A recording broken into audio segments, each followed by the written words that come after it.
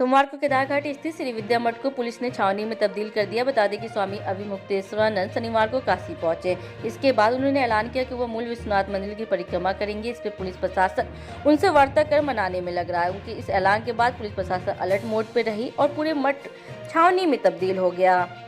जैसा समेत एसीपी अविदेश पांडे का कहना रहा कि स्वामी जी से वार्तालाप की गई, उनसे अनुरोध किया गया कि अभी न्यायालय का आदेश नहीं है, संवेदनशीलता बनी हुई है और धारा 144 भी लागू हुई है। इसके लिए वो खाली विश्वनाथ बाबा का दर्शन पूजन ही करे। इस पूर्व स्वामी अभिमुक्तेश्वरानंद ज्ञानवापी में मिले कथित शिवलिंग की पूजा करने की बात कही थी, लेकिन उक्त जगह न्यायालय के आदेश से सिर था, लिहाजा प्रशासन ने उन्हें पहले ही जाने से मना कर दिया, लेकिन वह जिद पर अड़ गए और मस्जिद की ओर निकलने लगे। ऐसे में पुलिस ने उन्हें उनके मठ के पास ही रोक दिया। इस बात के विरोध में स्वामी अभिमुक्तेश्वरानंद आश्रम में ही अन्न त्याग कर अनशन पे बैठ गए थे, जिसको लेकर उन्होंने कोर्ट में याचिका दायर की थी, जिसकी सुनवाई वाराणसी जिले अदालत में चल रही सकते हैं। प्रोटेक्टेड एरिया है, यही ना मामला है। जो चहार दीवारी बनी हुई है, उस चहार दीवारी के बाद बाहर घूमने पर हमको कोई रोक लगी हुई है। कौन सा कोर्ट का आदेश है कि चहार दीवारी के बाहर कोई घूम नहीं सकता है? बताइए, काय का कोर्ट का आदेश? कोर्ट अगर हम अंदर जा रहे हों, परिसर के अंदर किसी चीज़ को छू रहे हों, किसी चीज़ को हटा रहे हों, किसी चीज़ को क्षति पहुंचा रहे हों, आप उससे रोकिए। हम तो अंदर जाने की बात ही नहीं कर रहे हैं, आश्वस्त कर रहे हैं कि अंदर बिल्कुल नहीं जाएंगे। अंदर के बारे में कोई वहाँ पर प्रतिक्रिया हमारे द्वारा नहीं की जाएगी। जो चहार दीवारी लगी है सरकार में, उस चहार दीवारी के बाहर हम एक परिक्रमा करेंगे और परिक्रमा करके प्रणाम करके अपना चले जाएंगे। और ये हम नया नहीं कर रहे हैं। ये जब से वहाँ पर बल का प्रयोग किया गया है, जब से वहाँ से हमारे पुजारियों को हटाने की कोशिश की गई है, तब से निरंतर हमारी परिक्रमा करती चली आ रही है। उसी परिक्रमा को हम करेंगे, हम कोई नई चीज नहीं कर रहे हैं। मुकदमे में ये बात प्रमाणित है। आप लोग कहेंगे हम सारा साक्ष्य आपको दिखा दें। महाराज जी, मुस्लिम पक्ष का ये वो जो बात वो कह रहे हैं उसको कोर्ट में कहेंगे। कोर्ट में उनको भी कहने का मौका है, हमको भी कहने का मौका है। अखबार में कहने से न तो वो मूर्ति उनकी जैसी हो जाएगी, न तो हमारे जैसी हो जाएगी। एएसआई की रिपोर्ट आई है, विशेषज्ञों ने जांच की है, जांच करके फोटो किए हैं, उसका विवरण अंकित किया है और वो रिपोर्ट जो 1000 पन्ने के लगभग की है, वो वहाँ पर प्रस्तुत की गई है। तो न्यायालय में उसका निर्णय होगा।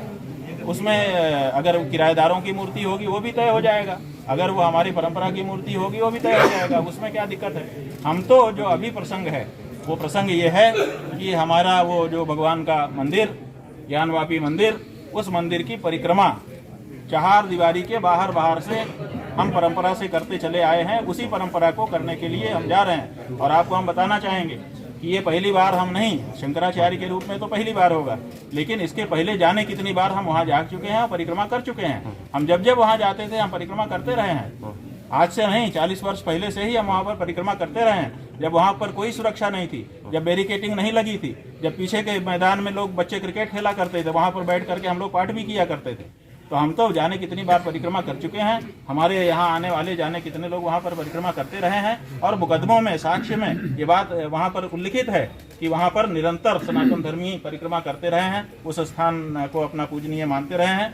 और शास्त्रों में, और शास्त्रों के साथ साथ अभी जो राम जन्मभूमि का फैसला आया है, उस फैसले में स्पष्ट रूप से इस बात का निरूपण किया गया है कि अगर कहीं पर स्थापित कोई भगवान का विग्रह वहाँ से हटा भी दिया जाता है या उसको तोड़फोड़ कर दी जाती है, उसमें क्षति पहुंचा दी जाती है, तब भी वहाँ देवत्व विद्यमान रहता है और पूजा करने वाले को पूजा का फल प्राप्त होता है। तो इस दृष्टि से न्यायालय की दृष्टि से जो चीज स्वीकृत है, शास्त्र की दृष्टि से जो चीज स्वीकृत है, प्रशासन को कोई बाधा दिए बिना, लॉ एंड ऑर्डर को बाधित किए बिना हम अपनी आस्था की अगर पूर्ति करना चाहते हैं, तो उसमें किस कारण से रोक लगाई जा रही है वो कारण हमको बताया जाए। जैसे आगे क्या होगा वो तो आगे जानेगा। अभी तो हमको तो कहा नहीं गया।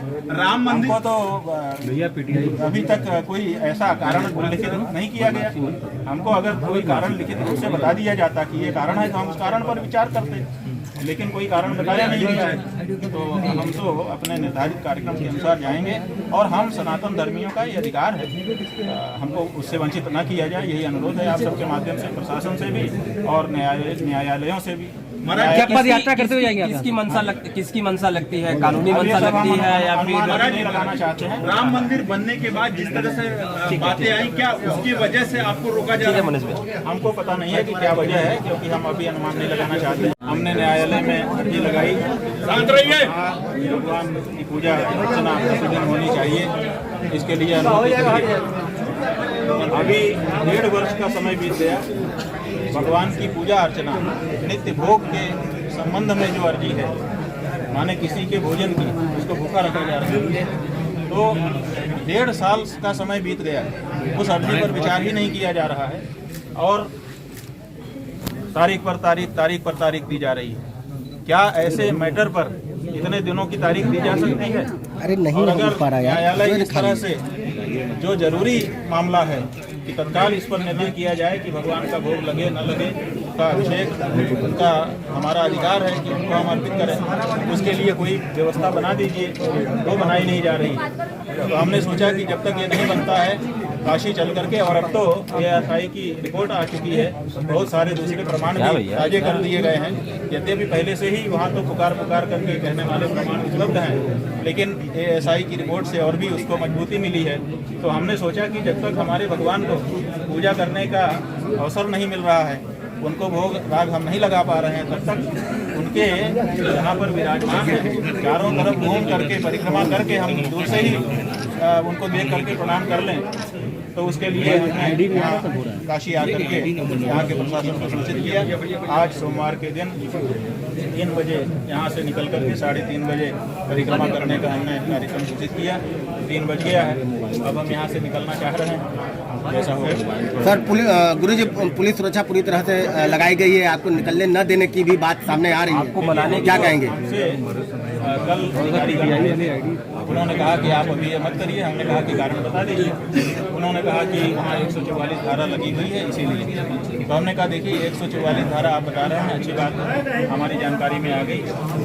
वहाँ पर हजारों लोग वैसे भी हर समय दर्शनार्थी घूमते रहते हैं और मुस्लिम नमाज पढ़ने के लिए भी बहुत सारी संख्या में वहाँ पर आते रहते हैं। उनके लिए 144 धारा नहीं है और हमारी परिक्रमा के लिए 144 धारा है। अगर आप ऐसा बता रहे हैं तो हम 4 लोगों से ज़्यादा इकट्ठा होने पर 144 धारा लगती है। 2 लोग क्योंकि हमारी मर्यादा है, कम से कम एक व्यक्ति कम से कम हमारे साथ रहता है, हम कभी अकेले नहीं हो सकते हैं। तो हमने उनसे कहा कि अपनी जो मिनिमम मर्यादा है हमारी कि एक व्यक्ति हमारे साथ रहे, हम एक व्यक्ति को कर्मचारी को साथ में लेकर के परिक्रमा कर लेंगे। 2 लोग तो 2 लोग में तो 144 धारा नहीं लगेगी। तो इस पर वो कुछ नहीं कह पाए। उन्होंने कहा हम अपने बड़े अफसरों से बात करके फिर आपको सूचित करेंगे। 24 घंटे का समय उसके बाद से अभी तक बीत गया है। उनकी तरफ से हमसे सीधे तो कोई बात नहीं की गई है। अब कोई बात अगर होगी तो जब हम निकलना चाहेंगे तो कहेंगे। शंकराचार्य जी जा रहे थे ज्ञानवापी परिक्रमा करने के लिए, चूँकि यह प्रकरण जो है माननीय न्यायालय में विचाराधीन है और इनके द्वारा किसी प्रकार की कोई अनुमति नहीं दी गई में धारा 144 लागू है, जिससे क्रम में इनको बताया गया कि धारा 144 लागू है और आपके द्वारा किसी तरह की अनुमति भी नहीं दी गई, जिससे क्रम में इनको यह बताया गया कि अनुमति के बाद ही नई परंपरा नहीं शुरू होती है, इसी क्रम में किया। आपके द्वारा भी बताया गया अनुमति के लिए, वो अनुमति के लिए आपको पत्र दे रहे हैं, क्या अनुमति स्वीकार करेंगे? ये जो भी नियम संगत होगा उसके बाद उनकी प्राथमिक।